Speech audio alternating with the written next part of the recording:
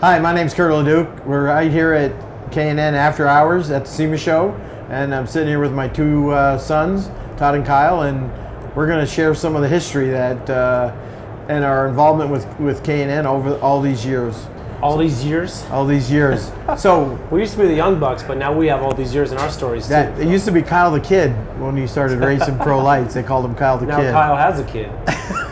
We're here, day 3. This is my last day of the show. These guys are probably sticking around for longer, but just been putting miles in. It's good. Obviously, you guys got a new location, big footprint here, and we've just been having fun, hitting the clubs, hitting the sponsors, hitting the brands. It's been a gnarly show for me, at least. No, we just been sitting here telling stories of just like where we all came from. It's just wild how when I was graduating high school, I just wanted to travel the world and do something else than racing trucks and stuff, and then to fall into mountain biking, you and I rode mountain bikes for years, just jumping and doing all the trails by our house, and we always outdid every single kid in the neighborhood. And that's when I was like, oh, I think we both are vicious at this, and it was a fun career, huh? No, it was good, but the rivalry between me and him, I guess, probably fueled it. There could be literally no competitors on the mountain at all, but we'd still have to beat each other. Yeah. The first mountain bike race I went to, they asked me when Kyle went by and Todd went by. They asked me, "So what do you think about the boys that racing mountain bikes?" I said, Todd needs a better bike and Kyle needs better insurance. That was my. I definitely crashed the hell out of most of my stuff, but we had fun. We made money at it. It was something we did straight out of high school, and it was our passion at the time. It kept us fit, kept us out of trouble, and it just kept us competitive. It drove our competitiveness, and we didn't have money to build trucks. He's racing Dakar, Pikes Peak, trophy trucks. So we had the pot at the end of the rainbow was there. We just had no way to get there. So obviously, we grew up just working and building and crashing quads and building mailboxes and just tire swings. We had everything in that backyard. Just being in motorsports and being in stuff, period. But and then back in I think 2002, I got the privilege to be able to go in with Skyjacker a little bit and build a pro light and get into off-road racing. And I raced a little bit. My first race was 97 Baja 1000 in a 7S truck. It was a cool truck. We had a good time. Well, I prepped it, a little 4-banger. Raced it. This other guy drove. I got to ride in it. And we went up this hill, and the guy smoked the clutch and fried this, and the toe strap wouldn't work. And we spent the night in the desert. Slept in a race car at the 97 Baja 1000. So I was a junior in high school, sophomore in high school. My story of the Baja 1000 is Kyle and I pre-ran together in my little pre-run truck, my Ford truck. And it was a Ford Ranger, and it was John Carney, and he was a good racer. He knew how to win. And so Kyle was driving. He started. John was riding with him. And they got to a Rumarosa, kind of a nasty section, down the GO Trail. And he's like, Kyle, let me drive. So he drives the truck, gets down this bottom of this hill, and he said, he kept asking Kyle, you comfortable with the pace? You comfortable with the pace? Kyle's like, yeah, I'm fine. We're just driving. Gets down, he rolls the truck over. They're sitting on their side. Yeah, tipped on its side. And Kyle says to him, so John, are you comfortable with the pace? Can you handle the pace? Yeah, and I remember just getting up the hill and him struggling, driving and getting frustrated and slipping the clutch. And I remember being in the passenger seat there's no way this can be how it goes. There's no way this is the way you drive a race car. Pissed off, slipping the clutch, and it's just, that was 97, and I remember 80% of it. And it probably taught me a lot to just get to the finish line, get up these hills, get through these grades. And so the car's late, it gets to Todd. Yep. And I'm proud of them. They're both down here. It's morning. It's morning. Yeah. And the power steering, and I'm racing my own trophy truck. The power steering pump blows up, doesn't work anymore. And so they get to the bottom of Mike's Sky Ranch, and they said there's no power steering. And Todd's like, you think I'm going to tell my dad I couldn't drive the truck because there's no power steering? So he got in and drove the truck up and around, and we eventually smoked the clutch, maybe 150 miles from the finish. We looked at that far. And I went to bed that night, and I woke up in the morning. That's all I asked is, where's the boys? They're in the desert. And we've been trying to conquer Baja ever since. I took the truck another year or two. I won Laughlin in 1999. That was a highlight for me. That was the year I graduated from high school, and winning a Laughlin off-road race was pretty sick for me. And we were still racing mountain bikes professionally, traveling the world, doing the nation doing that. And eventually got into pro light, man. Just turning wrenches and building a truck. with him. What Obviously, year I was could. that? That What year was was that, though? 02 was the year we built it. Yep. I raced it in 03, but we didn't have spare parts, spare motors. We didn't have big budgets. So I literally went to Bark River, drove it all the way there, blew the engine in practice, tried to fix and make something, and I didn't ever race. Like, I just didn't have parts to build it, and I was learning. And So one of the I things wasn't there, I that makes this SEMA so special for me was, as a young 20-year-old kid, you know, my wife was pregnant and with Todd, and I said, I'm never going to have money again, and I need to build a new race car. So I start building this race car, and it's here at the SEMA show at the K&N booth.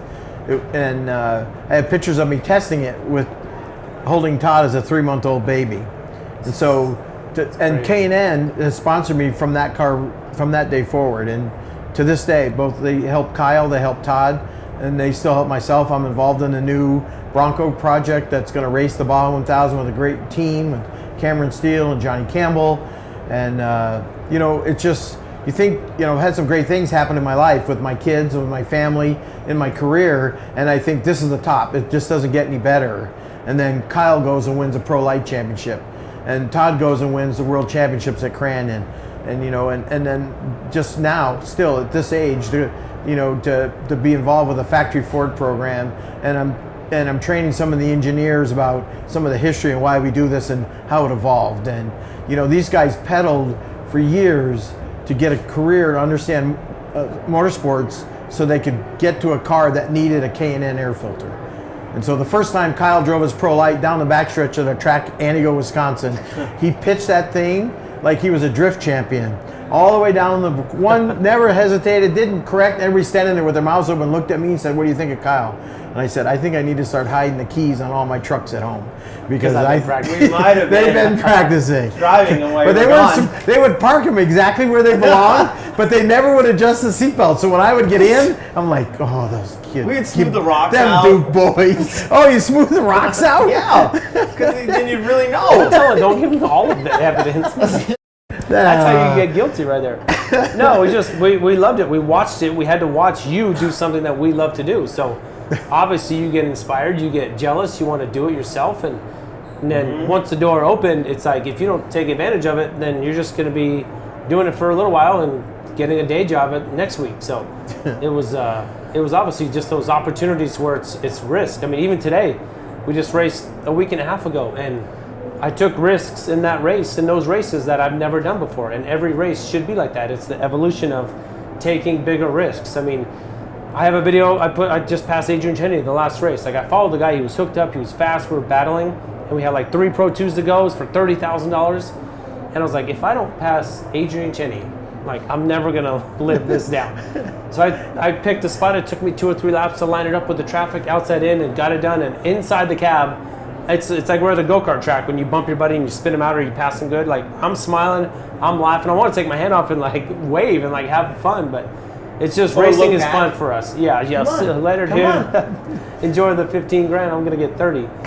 But just that drive, that motivation from being in high school, watching him build trucks. The day I graduated high school, everybody went out and partied. They had their big old epic nights of the memorable thing. I remember what I did my high school night. I went back to the shop, and my dad's Pikes Peak truck had a fuel injection system on it, and we had to build an engine puller, basically, an engine hoist to bolt to the front. And I remember on my graduation night, sitting at the welding bench, welding that thing up. And we put it on the truck and lifted it out of the truck and took it out. And he went to Pikes Peak or whatever. But just being in the dirt, just in the shop, living our life, and now we make a living at it. I mean, I just bought a house in Alabama, moved clear across the country. I wanted to shop at my house because I didn't like leaving. I grew up with that, and I liked it, and it worked for me. So I'm giving that to my kids and my family, and hopefully it works, whether they're dancers, painters, racing stars, athletes, whatever. But I always said if I bought skates and some hockey pucks, I'd have saved a lot of money for these boys. But well, we wouldn't be sitting here talking about air filters. we wouldn't That's be sitting here for damn sure. talking with K&N. But it's good. It's what it is. It's what I want for my kids. And obviously he's moved and he's done his thing, and we've all left the nest. My dad stayed there. He's still working on. I remember that shop being packed with 15 people and 10 people building cars for Dakar and 6 traveling. trucks. chaos. And I go there now, and there's one guy standing in it, and I can hear the crickets, and I can hear the wind blowing. Like, it's very bizarre, but it's where it all started for all of us, and many other people too. So. Oh yeah, remember we Yeah. used to sit in the shop and see like giant pictures of him like hole shotting at Crandon. And the first time we went, I was like, that's the first thing Dad said was we have to hole shot, because we've always like sat there going like, come on, Stay Dad, in it. keep the hole shot, They keep would the hole spot shot. me. They would spot me. And they're coming out or whatever, and he'd get out of line or get, somebody cross the front and have to lift him, and we're like, oh, come on. I know, and I remember the first time I went to Crandon, I was like, I hole shotted. I was the first truck through turn one. I was like, oh, I have no idea what I'm doing. And I led the thing, and I went around the big turn by the barn, and I remember it was like Scott Taylor and a few others right behind me, and I go into the gravel bit, I hit the brakes, slid right off the course. Totally right off the side. First year racing, I'm like, all right, I think I was spotting for him. All right, go down the back stretch, and he skids, a white truck. Gone. Right off. I was like, well, all right, get back on the track. But I remember him, we talked about us wanting to hole shot, but we get that drive from one of the races. I remember he crashed. It's in his movie Neverlift, an old VHS that we used to sell, and he crashed the truck, his Pro 4, back in the woods, and it was just a disaster. We worked for him at the time. We didn't have trucks, so bring it back to the pit. We're welding shock mounts, washers on the shock because they're all ripped to pieces. And then he goes out in the cup race and he hole shots it. There's like half a hood on it, Yeah, nothing nobody on it, and he just throws down and goes for the hole shot. And every time I've hole shotted, I literally get through the corner about in front of the people and I fist bump. That's just something that I've always wanted to do. And when you get it done, it's like the best feeling in the world. Whatever class you're in, go-karts, Pro Light, Pro 4, whatever. It's just, it's pretty sick. And then we always brag to each other, of course. Competitive when we first started. Oh my Did you God. hole shot? No, It I hole was the shot worst on the semi-drive home of just like, how many trophies did you get? I got second in the first, but I got the fastest lap, and it's like, oh It my wasn't gosh. bad when we were all in different classes, but then we're all in Pro 4 for a couple years, and then we're basically stealing money from each other. Like, if he wins, I don't get paid. If I win, he doesn't get paid. So it got ugly, and we're brothers. So, But I think that's what pushed us, though. Yeah, it is. But we're still punks to each other. There was still times where we hated each other, and obviously that's my dad. So if everybody's at home having a perfect relationship with their dad, they're lying. And but it's life. We're building stuff. We're always in the shop every day. So getting on each other's nerves, eating each other's donuts. Yeah, because we would fight over going to lunch. geometry setup, because you were always super advanced of like different design, but then he was super traditional. Yeah. So I'm hearing both sides of like, Todd, you got to change your truck to this, and then he's going, no, it's gonna break. Keep it like this. You know what I mean? But we always agreed on, There were some projects things. like our Class A that we collaborated really well together and built a cool truck. And what'd you win? 20 some odd races, championships with that thing? That was sick. It's been good. And obviously every truck we've ever had, all we've been known to put on it is the KNfilters. So when we got Kyle racing the Pro Light, and Skyjacker was our title sponsor, Kyle came up with the paint scheme for Skyjacker. And so I said, hey, I'm going to build a truck for Todd. We're going to have a 3-truck team next year. We're working on budgets. And the McCurry said, well, we think Kyle's 1 in a million.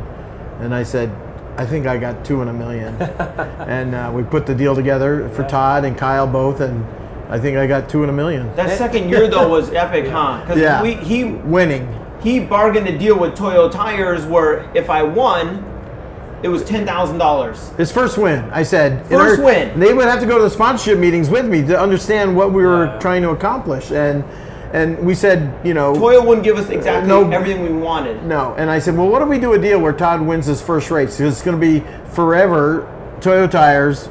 On the first time Todd Leduc wins an off-road race, they'll be on Toyo Tires. And they looked at each other and they knew the odds, and they said, sure. I said, 10 grand? And they said, sure. So we start the season. You're 25 years old. That's a lot of money, It's still a lot of money. It's still a lot of money. I'll take So we go to Chula Vista, first race of the year. Yep. Core Series. Yeah. And Todd, he backed it in like $10,000 was on the line.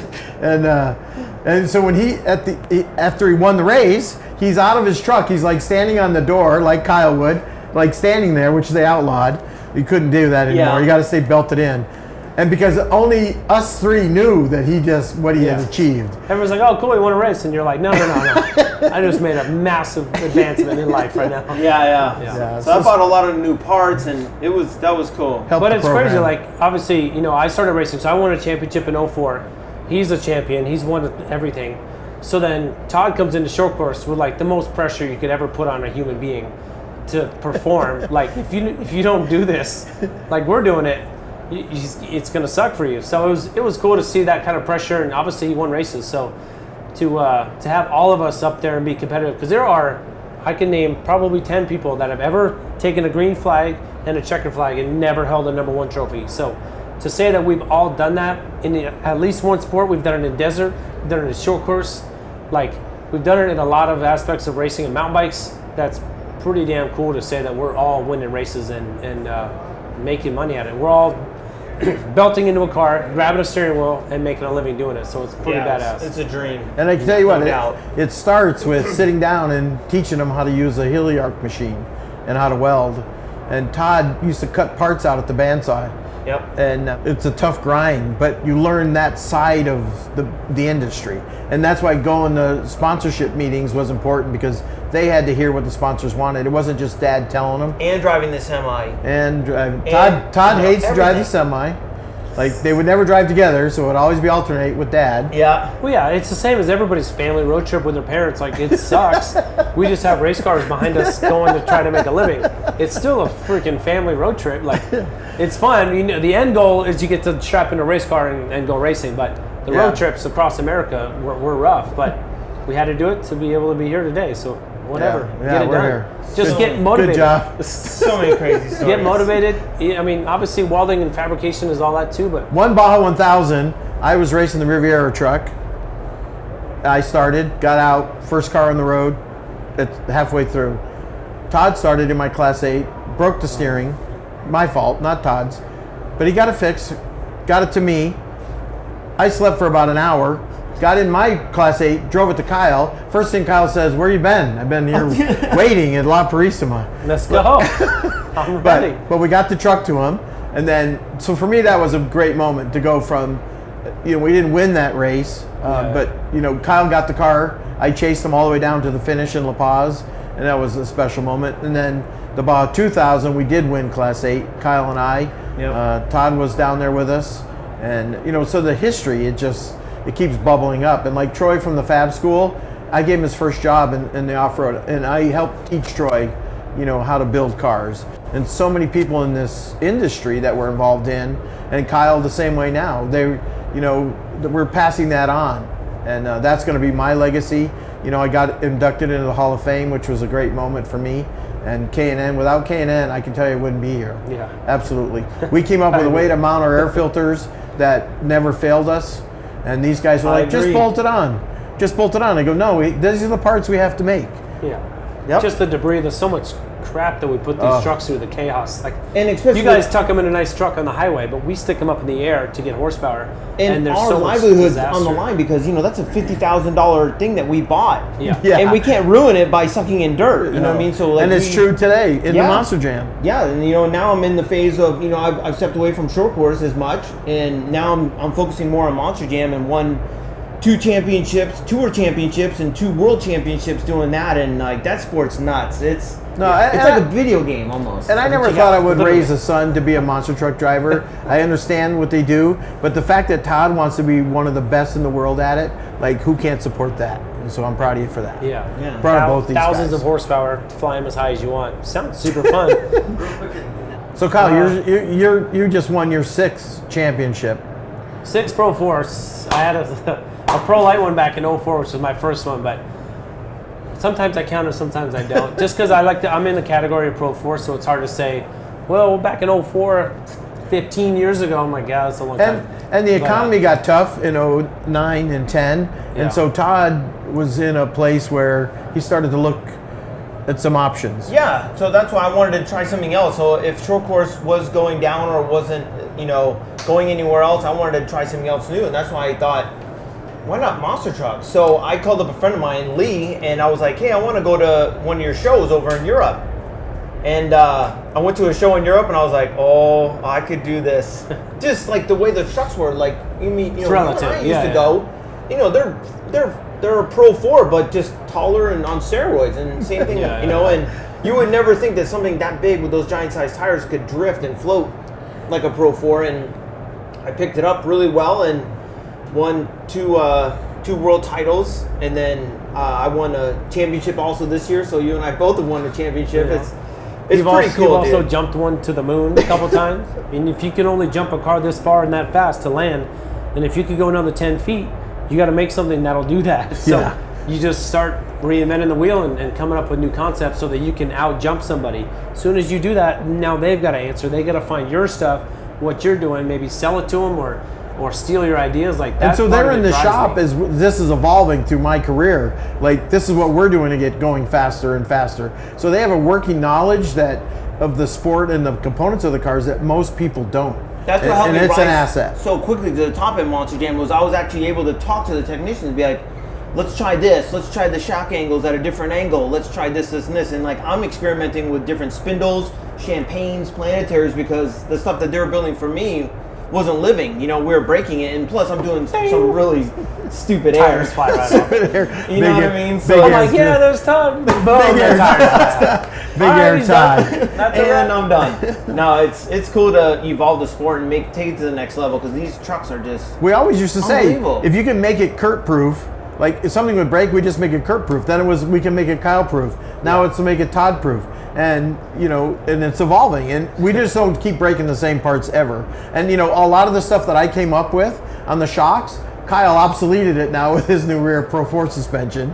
You know, But that's evolution. Yeah, that's just the Yeah, life. it's just the evolution. And I'm proud of that. Like, it's, Yeah, like when you like think were outside the box. When you were designing your new truck now, like he called me and was like, "Who builds your shocks? Who's what's going on? Like what were you thinking when you built your new truck this year?" I knew. Well, I did the rear suspension about halfway through the season, and I'm sitting there. I've been wanting to do it for like 3 years on a two-wheel drive or Pro Light or Pro 2. Then I started doing the math and crunching the numbers, and I realized I needed a 5.5 foot tall shock. Those didn't exist. So I was like, well, where do they do exist? I'm like, oh, right here. So I asked him about the monster truck shocks that they have, and Son of a Digger runs these King shocks, and Yep. I asked him about it. I'm like, who makes these long shocks? And he's asking me, why? You race a Monster Jam? And I'm like, no, I'm going to build something. He's like, what the hell do you need a monster truck shock? Anyway, King Shocks had them. We built this giant mechanism on the back of the Pro 4. And it's been good at some tracks, and obviously we won a championship doing it, 7 races. And Does it have more forward bite? I can't talk about it. Okay. No comment. No, it's good. It's a theory I've been thinking of for a long time. And working with Trad is one of those dudes that's like, if it makes sense for both of us, and it's going to take us a week, and we're going to sleep 4 hours, then let's do it. If it's going to make us money and win races, which it did, then we need to do it. And I love that drive, dude. Nobody on our team says no to us. If Kyle wants to do something, if I want to raise the seat a half an inch, if Todd wants to try something, nobody says no because they see that it's going to be better for the whole team. It's just because we write their checks. We pay them every day. Do it. No, but that's what I like. No, When you have I've been the on right- teams where they still tell you no. And so But you I like that, yeah. got to go in at night and when they're sleeping and make the changes. They show up and like, So here's wow, the difference. Listen, for all you parents at home that have kids we involved go. in family businesses, Here we go. Todd was an 8 to 5:01 worker. Kyle would come in about 2:30 and work till 2 in the morning. And We were both polar aggravated opposites. me. We were Like, polar opposites. Yeah, totally. Like Yes. both of them bothered me. Like, why couldn't he work like another hour, and why couldn't he come in earlier? But anyways, it worked out. I mean, if that's what works for those. You called out, worked out. That was a nightmare. You guys It would did make fun of me, technically- laugh at me, But call it me did names. technically work out because, like, yeah, you had your way of getting to wins, and I had mine, and they worked. But Yeah. same thing, like, I'd be so frustrated because you'd be taking forever to like finish something small in your truck, and I'm like, dude, I have to drive 3,000 the miles to the semi. race. Yeah, Can yeah. you please hurry up? Oh my god! But I I- couldn't half-ass it. I And had the to first do it the way I time, wanted. first time we did a test at Crandon where the boys went, I told them at the end of the test, we're all done, we're data logged, everything's fine and happy, and I said, okay, you can drive my Pro 4, but never only yeah. first and second. Yep. So you guys, we're all at Crandon. It's a rented track. It's the end of the day, and I'm like, first and second, just don't go into turn 1 wide open. Pro 4. First gear, What happened? third gear. Hold her to the floor. You have one opportunity. Yeah, you're gonna. He you're can't gonna turn it take off from the grandstand. He can yell all he wants. It's not like Monster Jam. We're at a box. Oh, yeah. Hold her wide. It's a dream. Take it. Yeah. Yeah, it was pretty damn fun. But to see that speed, I'm driving around in my Pro Light practicing at Crandon, and then we're on the radio. All right, Kurt's coming up behind you. He's testing his Pro 4, which is massively faster than mine. So I still have a video too. We're going through turn 1. I come in my Pro Light, and he comes swoop around the outside in his Pro 4. And I'm screaming my little 4-banger, and he's on my left. That was pretty fun, but it just meant I need to go a lot faster.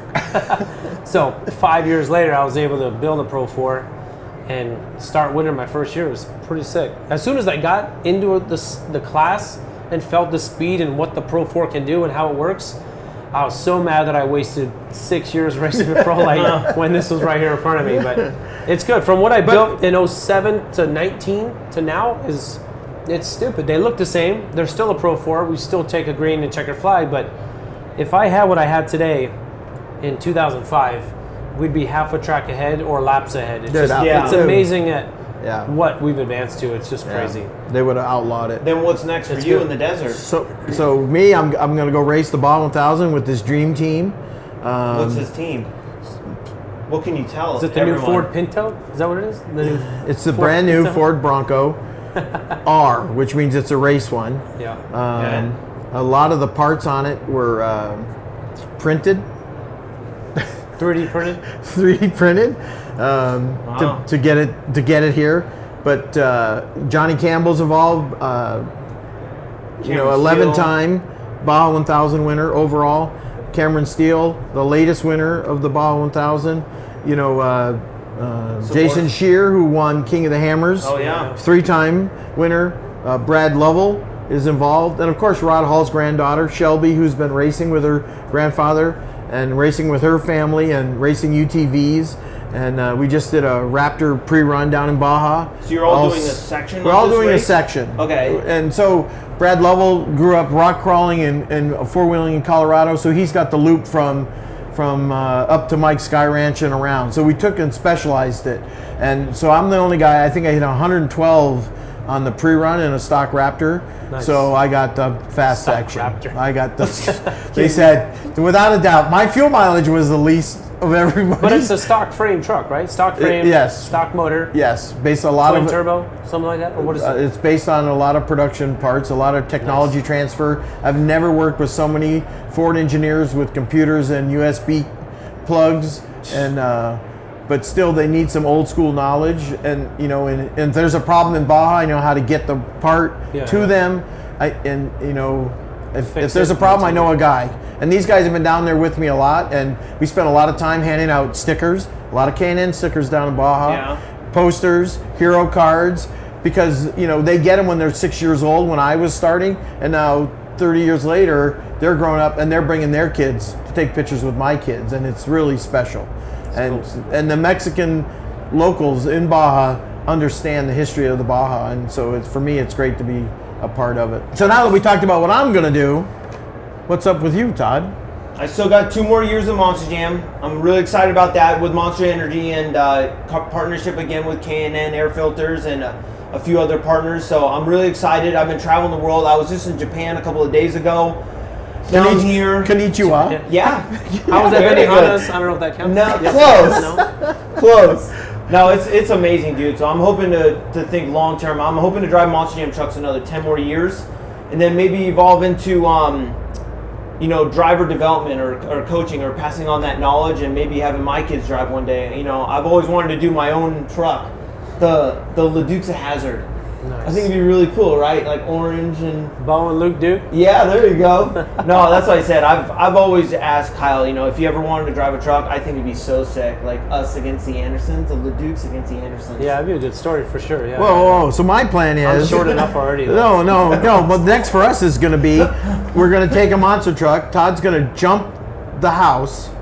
Kyle's going to be doing donuts around the house. I'm going to be standing on the porch complaining about all the dust with your walker. With my I'm walker. not even saying anything right now. And then Todd's going to get out of the monster truck, and they're going to come in and they're going to change my air filter in my air conditioner so that Dad won't be mad at him. All right, fans, you vote.